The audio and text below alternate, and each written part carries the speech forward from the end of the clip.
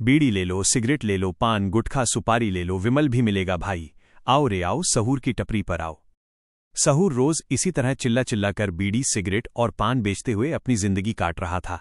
गांव के ठीक चौराहे पर उसकी एक पुरानी जंग लगी टपरी थी और वो टपरी ही सहूर की दुनिया थी।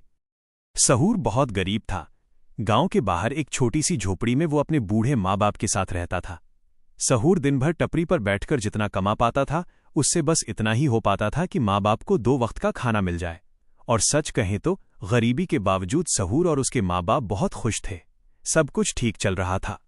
लेकिन फिर गांव में एक नई हवा आई। मुस्कान सालों बाद शहर से अपने नाना नानी से मिलने गांव आई थी। मुस्कान बेहद खूबसूरत थी। शहर की चमक उसके चेहरे से झलकती थी। महंगे कपड़े, सलीके से बंधे बाल और आंखों में एक अलग ही आत्मविश्वास। वो बहुत पैसे वाली थी। चूंकि मुस्कान शहर में पली बढ़ी थी इसलिए उसकी एक आदत भी थी, उसे सिगरेट पीना पसंद था। और इसी आदत ने उसके कदम सहूर की टपरी तक पहुंचा दिए।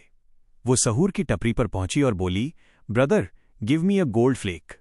जैसे ही सहूर ने उसे देखा वो एक पल के लिए सब कुछ भूल गया। उसकी आवाज, उसका चेहरा, उसकी मुस्कान, सहूर उसकी आंखों में खो गया था। मुस्कान ने फिर कहा, भैया क्या आप मुझे एक सिगरेट दे सकते हैं? तब जाकर सहूर होश में आया और उसने एक सिगरेट निकालकर मुस्कान को दी। उस दिन के बाद मुस्कान रोज सहूर की टपरी पर आने लगी। कभी गोल्ड फ्लेक लेने, कभी एडवांस लेने, तो कभी बिना किसी वजह के। कुछ ही दिनों में वे बहुत अच्छे दोस्त बन गए। अब वे रोज साथ में घूमते, हंसते और मजाक करते थे। अब उनका रिश्ता सिर्फ टपरी तक सीमित नहीं था। वे बाइक पर गांव भर घूमते, कभी शहर जाकर साथ में फिल्म देखते, तो कभी ढाबे पर बैठकर देर रात तक चाय के साथ गप्पे लड़ाते। सहूर के लिए ये सब किसी सपने से कम नहीं था। वो लड़का जिसने गांव के बाहर कभी कुछ नहीं देखा था, आज एक शहर की लड़की के साथ जिंदगी के नए रंग देख रहा था।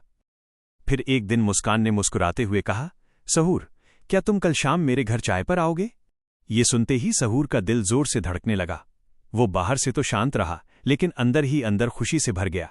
उसने बिना देर किए कहा, हाँ मुस्कान, मैं जरूर आऊंगा। लेकिन सहूर को क्या पता था कि यह चाय सिर्फ चाय नहीं बल्कि उसके जीवन की सबसे बड़ी परीक्षा होने वाली थी। तो दोस्तों, अगर आप जानना चाहते हैं कि आगे क्या हुआ तो मुझे फॉलो करें और कमेंट करें।